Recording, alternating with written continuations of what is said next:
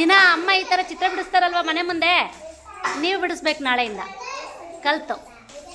ಇದು ಗಣಿತ. ಇದರಲ್ಲಿ ಏನಿರುತ್ತೆ, ಚುಕ್ಕಿಗಳಿರ್ತವೆ, ಬಿಂದುಗಳು, ಎಷ್ಟು ಬಿಂದುಗಳಿಡಬೇಕು, ಯಾವ ಥರ ಸೇರಿಸ್ಬೇಕು, ಓರೆ ರೇಖೆ, ನೇರ ರೇಖೆ, ವಕ್ರ ರೇಖೆ ಎಲ್ಲ ಇರ್ತಾವಲ್ವಾ.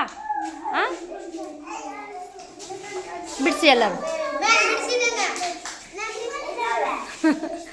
ಅದೆಷ್ಟರಿಂದ ಎಷ್ಟು ಚುಕ್ಕೆಗಳಿಲ್ಲ ಅದರಲ್ಲಿ. ನಿಂದೆಷ್ಟರಿಂದ ಎಷ್ಟು? 4 ಚುಕ್ಕೆನಾ? ಇಡು, ಚುಕ್ಕೆ ಇಡು ಫಸ್ಟ್ ನೋಡೋಣ. ಚುಕ್ಕೆ ಇಡು ನೋಡೋಣ.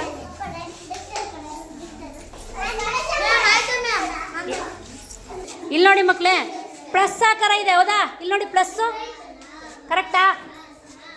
ಎಲ್ಲ ಇಲ್ಲಿ ನೋಡಬೇಕು, ಪ್ಲಸ್ ಇದೆ, ಹೌದಾ?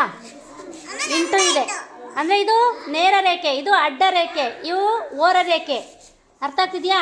ಇವು ವಕ್ರ ರೇಖೆ, ಹಿಂಗೆ ಬೆಂಡಾಗಿರ್ತಾವಲ್ಲ, ಇವು ವಕ್ರ ರೇಖೆ.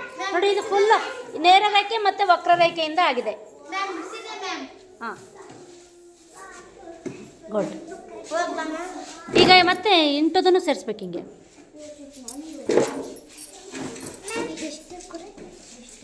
ಈಗ ವಕ್ರ ರೇಖೆ, ನೇರ ರೇಖೆ ಎಲ್ಲರಿಗೂ ಗೊತ್ತಾಗ್ತಿದ್ಯಾ?